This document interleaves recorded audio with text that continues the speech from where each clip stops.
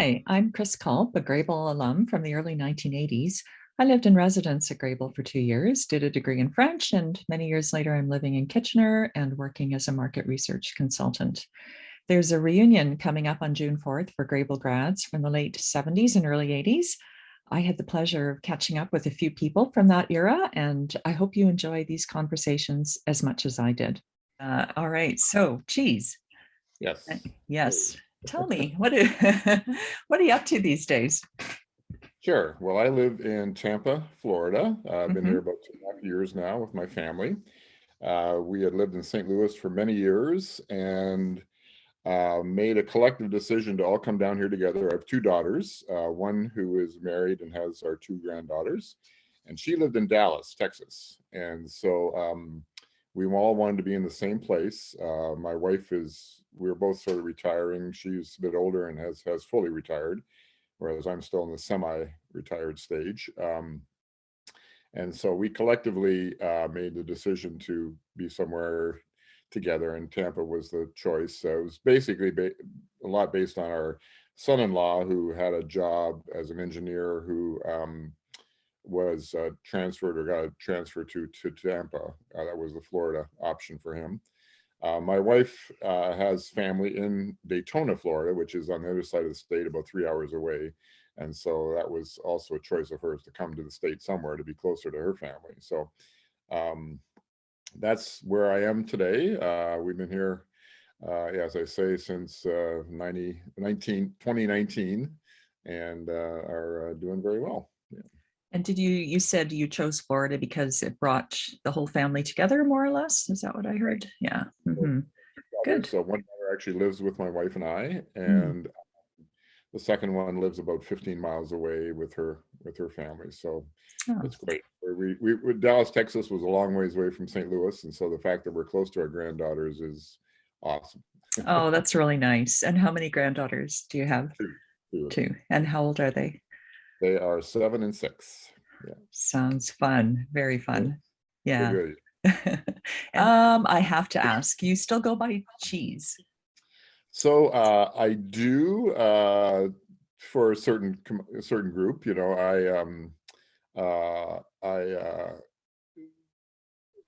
my wife calls me that.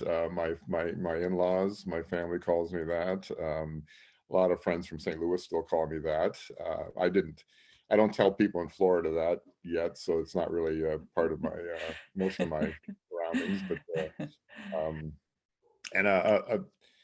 I'll start off with a little anecdote about that. So when I came to St. Louis initially back in 1981, I sort of made a mental decision that I wouldn't tell people my name is Cheeze.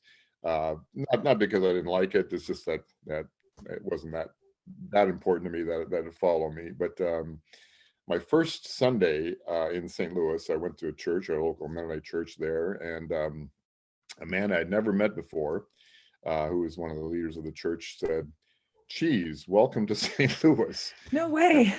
And I looked at him, I said, yeah, how do you know that? And it turned out somebody from St. Louis had been, somebody from Conor Grebel had been in St. Louis within a month or so previous to that, and had been at this person's house and learned that I was coming to St. Louis with Mennonite Voluntary Service. And he told this guy, everybody calls this guy Cheeze, you know, so. There you go. It preceded you. Well, that's how I knew you at Grebel. I don't think I ever really knew that your real name was Rich. Yeah. But, so I'd love to hear, like, if you go back to Grebel and take me through the journey of what happened since you graduated through all the way to where you are now in Tampa, Florida. That's a lot of interesting things have happened along the way, I think. Well, some. So I graduated in '79, and I went on an intermeno trainee year. Some people know that program from ago. I think it still exists to a degree. So I went to Europe for 1 year. and spent 6 months in Germany and 6 months in France. It's sort of a cultural exchange program. It's not that much of a service program like most MCC or Mennonite related programs are, but it was cultural experience. And I worked at an old folks home, and I worked on a farm.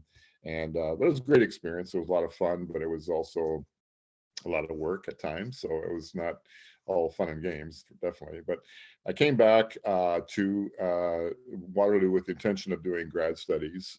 And I did for maybe a month or so, but it just wasn't clicking for me. It just I did not become a student very easily. So I basically dropped out but hung around Waterloo for about a year, working at Old Mother's Pizza place, if people remember that. I don't think it exists anymore, but that was a common It does term not back exist, but yeah, then. King Street in Waterloo. Yeah. Exactly.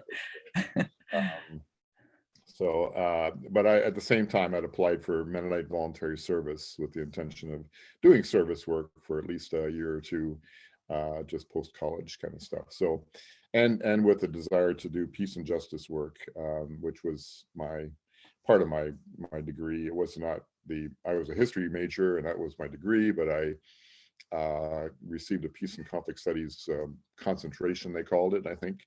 And so I wanted to do something along those lines. And so was eventually offered a place in St. Louis, and went there in September of '81, and lived there for 37 years until 2019. Wow. Did VS for 2.5+ years. Basically, the Peace and Justice Ministry there in St. Louis was somewhat self-directed. It was a brand new thing, and I was kind of told to do something. It was not well designed. There had never been anybody before, and no program that existed before. But the idea was to be share the Christian Anabaptist tradition of peacemaking wherever I could, mostly in terms of helping young people, especially men, deal with what conscientious objection to war and to the military is. Ultimately, it became more of I became more of a community organizer, working with other peace and justice groups in St. Louis on nuclear arms issues and Latin America. The wars in Latin America were very prevalent during the '80s and '90s, and that was a big interest, or a big place where I found myself working. Um, and But eventually led to my ultimate profession, which was working in fair trade. Um, the church that I belonged to, the St. Louis Mennonite Fellowship, was a small, progressive Anabaptist gathering that really wanted to do sort of make some sort of uh, physical witness to what we believed in the city, and that ultimately became the retail outlet of what was then called Self-Help Crafts. Ultimately became 10,000 Villages, but the idea was to work in the fair trade field. Although that by the way, in that point in the 1980s, there was no term called fair trade. It was called alternative trade. The idea of helping people in developing countries earn a decent and fair living by marketing their handiwork. So that was the decision of the church, and I was in a place where I could do a lot of the organizing of getting this thing going. As I said, I'm a history major with a minor in peace and conflict studies, so there's no business acumen or business ability behind that, and that's what I was creating, was a business. Ultimately, it's a non-for-profit, and it's designed to help people, but it still is a business in the competitive marketplace. But I found that was maybe I'm not sure a strength of mine, but something that I was willing to work at to create and make happen.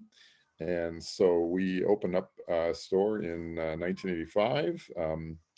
And I was the manager then, but I was doing it basically on a volunteer basis.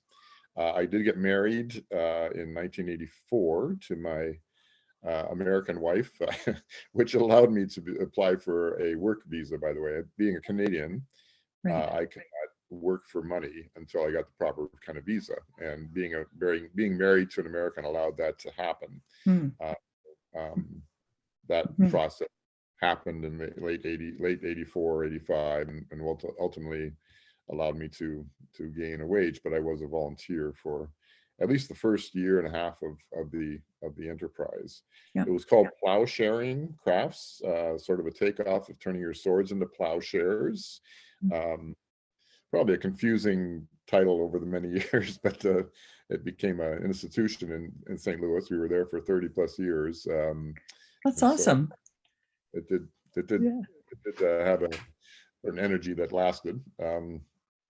So it ultimately became at one point 4 different stores. I was the executive director of the organization.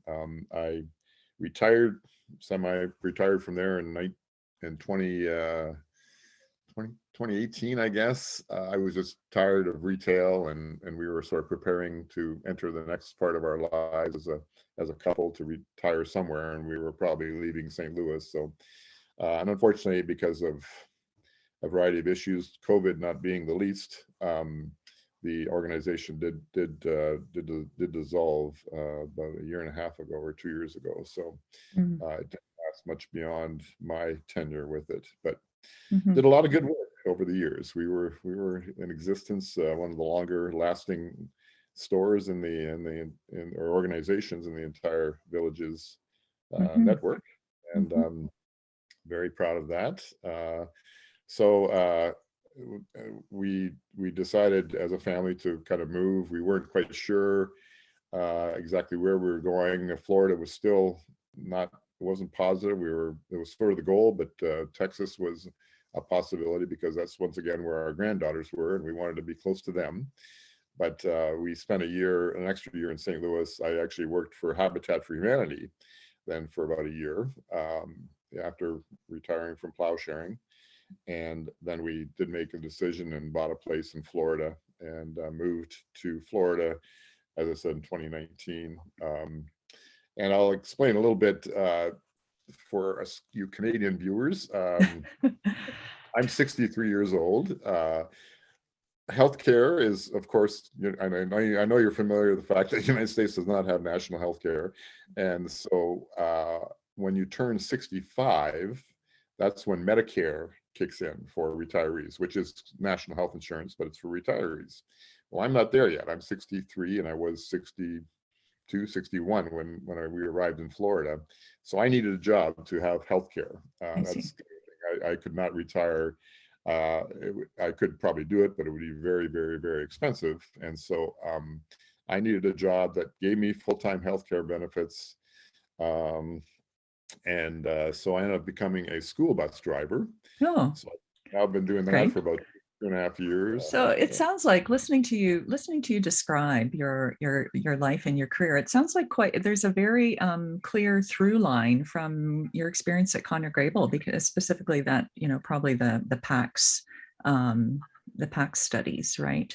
Yes. You had a particular social justice interest, and that followed through over many years.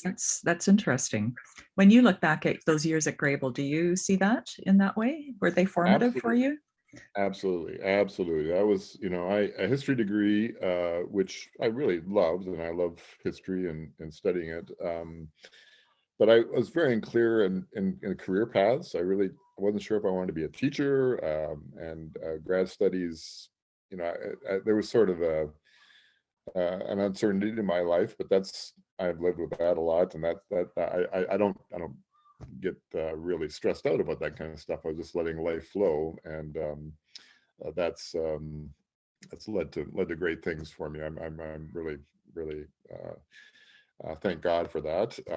But so being a history major, I was struggling a little bit with what that was going to be in the future, and then peace and conflict studies was right there at Grebel, and I had always had a even in high school had somewhat of a social justice bent. And it doesn't. I come from a small town from Leamington, which is not you're not dealing with the a metropolitan area has many more things that that are just out there to challenge you. You have different people, and you have different events going on, and there's people involved in things. And smaller towns are not like that. That's just the nature of that beast. And so to come to an academic environment where things were happening on campus, and campuses are a great place to kind of experiment and learn and to challenge yourself. And so it wasn't a big leap for me to find PAX kind of studies, but it was because it was right there, right where I lived.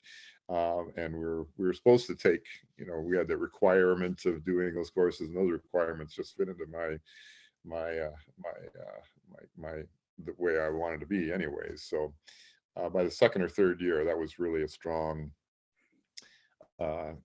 intention on my part to kind of learn as much as I could, and the professors there were very wonderful, approachable, neat to work with.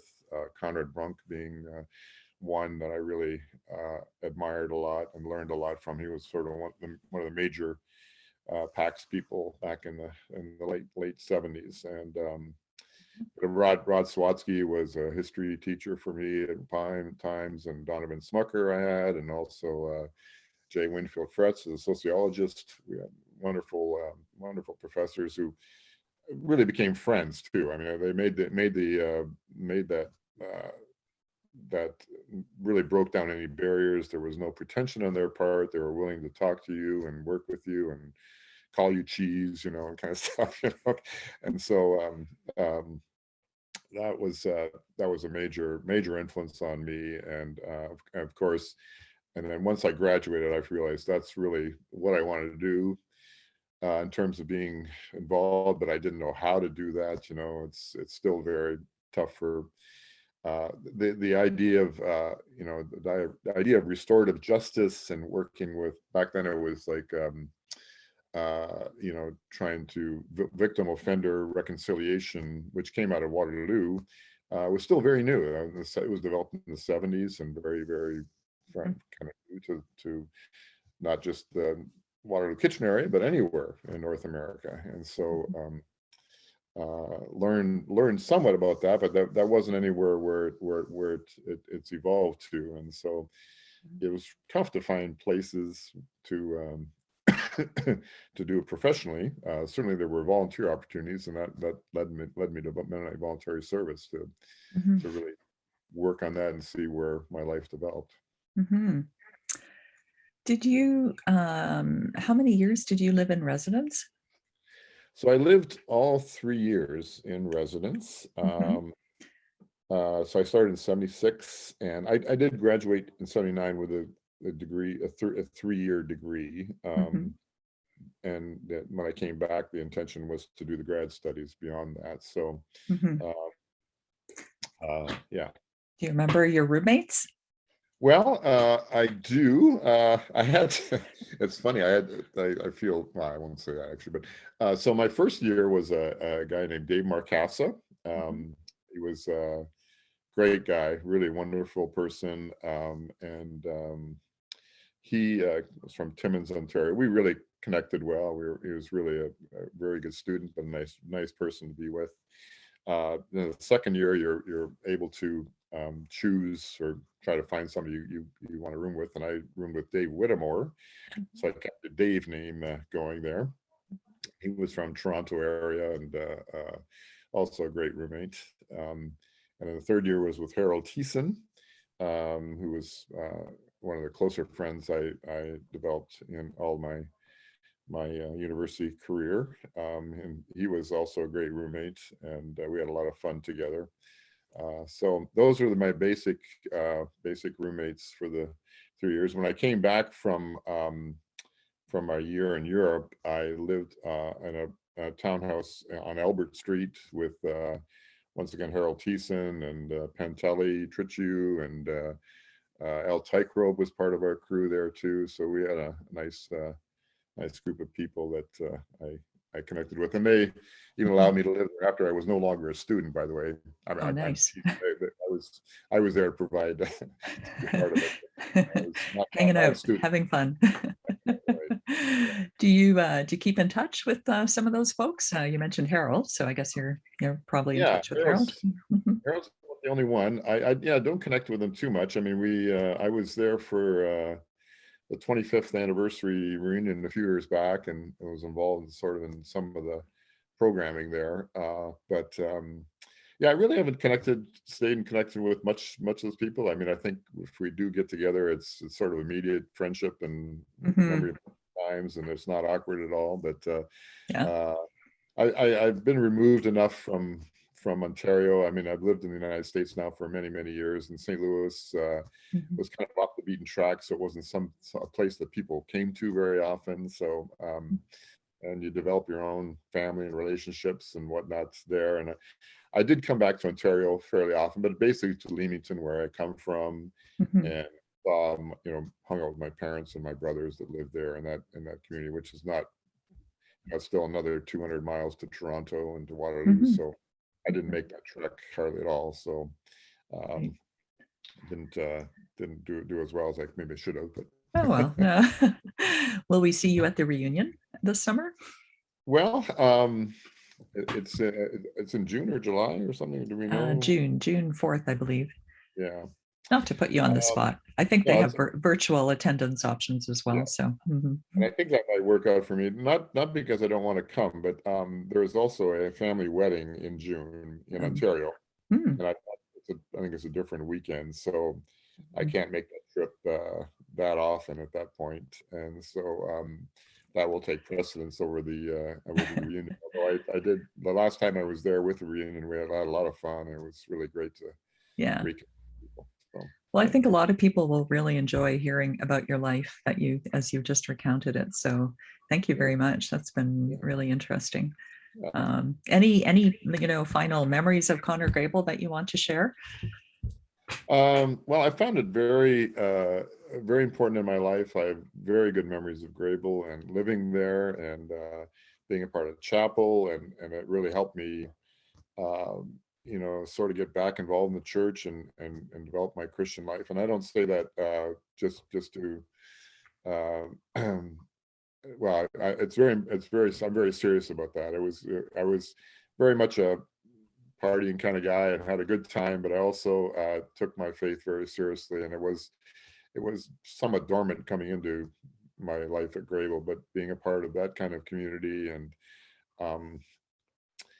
having the relevance of church being just really pertinent, and also connecting to who I was as a young person, as a 19 to 20, 21-year-old.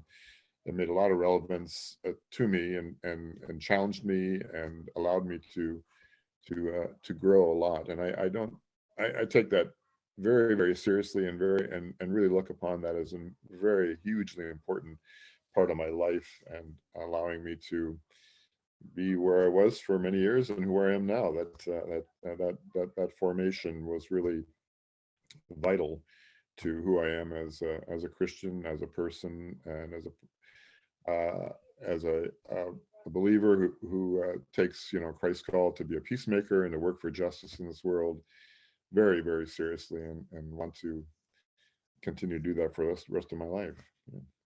Very cool. Thank you.